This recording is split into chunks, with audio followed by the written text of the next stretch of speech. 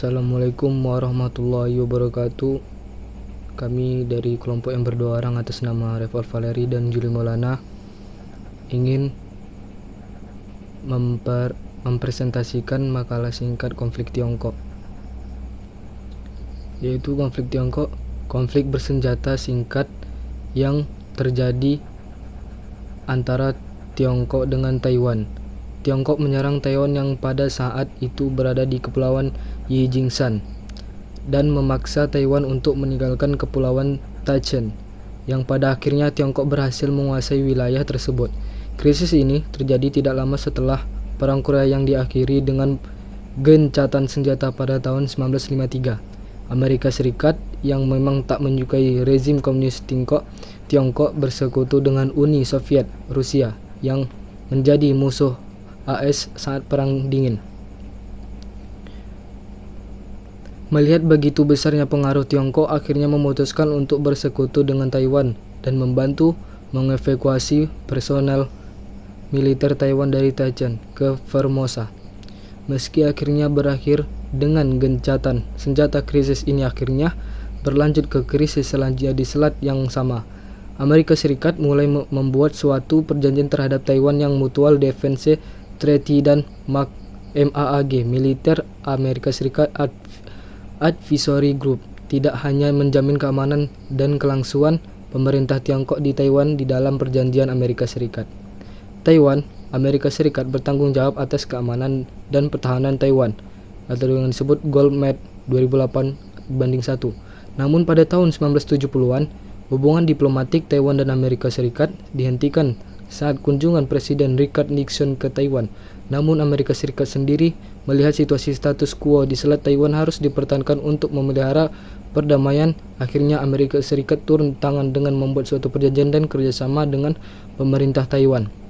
Dengan disepakatinya kerjasama Taiwan, adanya upaya pemerintah Amerika Serikat yang tetap berusaha menjalin hubungan yang tidak resmi dengan pemerintah Taiwan. Didasarkan bukan karena pemerintah Amerika Serikat yang menginginkan kemerdekaan bagi Taiwan, dan dari itu adanya upaya pemerintah Amerika Serikat menjalin kerjasama dengan Taiwan. Itu adalah satu cara untuk menjaga kestabilitas dan perdamaian di kawasan Asia Timur antara hubungan lintas selat antara Tiongkok dan Taiwan. United States Congress 2014:10.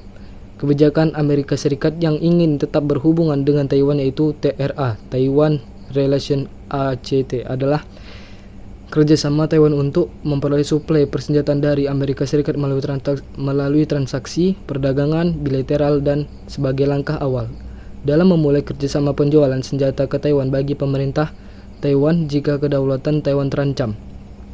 Dengan adanya perjanjian TRA tersebut membuat ketergantungannya Taiwan terhadap Amerika Serikat, dan pada akhirnya secara struktural hubungan antara AS atau disebut Amerika Serikat dan Taiwan semakin menguat.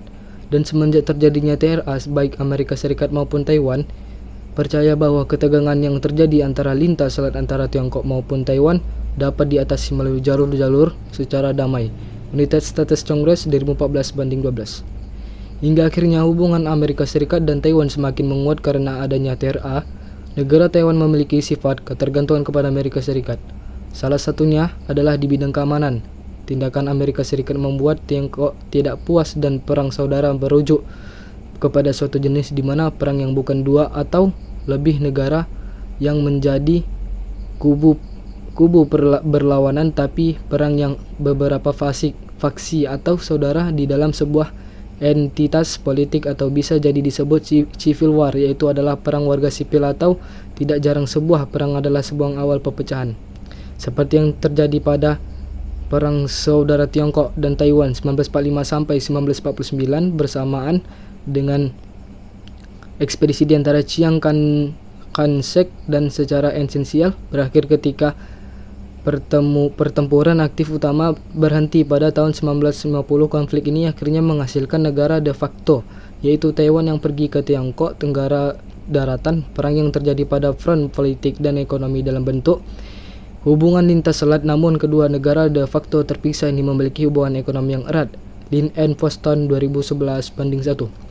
Sejak akhir perang sipil di Tiongkok pada tahun 1949, Taiwan menyatakan diri sebagai negara berdaulat secara de facto dengan mata uang dan sistem peradilan mandiri dan sistem politik pada April 1979. Presiden Chiang Ching-kuo dengan tegas menolak tawaran reunifikasi ini dengan kebijakan tiga penolakannya itu tanpa kompromi, tanpa kontrak, dan tanpa negosiasi dengan Tiongkok. Adanya upacara pemerintah khas yang tetap berusaha menjalani hubungan yang tidak resmi dan pemerintah Taiwan didasarkan bukan karena pemerintah AS yang menginginkan kemerdekaan bagi Taiwan, dan dari itu adanya upacara pemerintah AS menjalani kerjasama dengan Taiwan itu adalah satu cara untuk menjaga stabilitas dan perdamaian di kawasan Asia Timur. Antara hubungan lintas selat antara Tiongkok dan Taiwan, kebijakan AS yang ingin tetap berhubungan dengan Taiwan yaitu atau TRA, Taiwan Relation ACT, adalah kerjasama Taiwan untuk memperoleh suplai persenjataan dari AS melalui transaksi perdagangan bilateral, dan sebagai langkah awal dalam melalui kerja penjualan senjata ke Taiwan bagi pemerintah Taiwan jika kedaulatan Taiwan terancam. Dengan adanya perjanjian TRA tersebut membuat tergantungannya Taiwan terhadap AS dan pada akhir secara struktural hubungan antara AS dan Taiwan semakin menguat, dan semenjak terjadinya TRA, baik AS maupun Taiwan percaya bahwa ketegangan yang terjadi antara lintas selat antara Tiongkok maupun Taiwan dapat diatasi melalui jalur-jalur secara damai. Hingga akhirnya hubungan AS dan Taiwan semakin menguat karena adanya TRA. Negara Taiwan memiliki sifat ketergantungan pada AS. Salah satunya adalah di bidang keamanan. Tindakan AS membuat Tiongkok tidak puas, menjadi satu ketakutan dengan pola tatanan AS yang ambigu, karena bukan hal baru untuk mempertahui AS adalah satu-satunya negara dikuasai militer di dunia. Di sisi lain, AS pun menyetujui sesuatu perjanjian joint communique dengan Tiongkok pada tanggal 1 Januari 1979 yang berisi pemerintah AS hanya mengakui pemerintahan Beijing adalah pemerintah yang sah untuk mengatur seluruh wilayah Tiongkok tersebut di dalam Taiwan. Maka dari itu Tiongkok berupa membatasi peran AS di wilayah Taiwan yang menjalani bagian dari provinsi Tiongkok dan menggunakan instrumen kerjasama ekonomi yang yaitu ECFH atau Economic Cooperation Framework Arrangement, awalnya dikenal sebagai perjanjian kerjasama ekonomi komprehensif CECA. Negara perjanjian yang dimulai lebih awal dan diharapkan selesai pada tahun 2019 ternyata tertunda sekitar 1 tahun. Meskipun kesepakatan tentang ECFH akhirnya tercapai, penuh juga terlihat di bidang kebijakan penting seperti perlindungan investasi, kerjasama industri, kebebasan ataupun keselamatan pengusaha dan keluarga. Mereka perjanjian ini diawali pada arah era terpilihnya Presiden Taiwan Ma Ying-jeou pada 20 Mei 2008.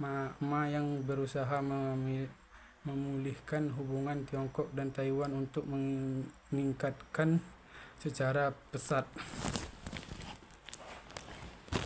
perekonomian. Ketika Presiden Ma Ying-jeou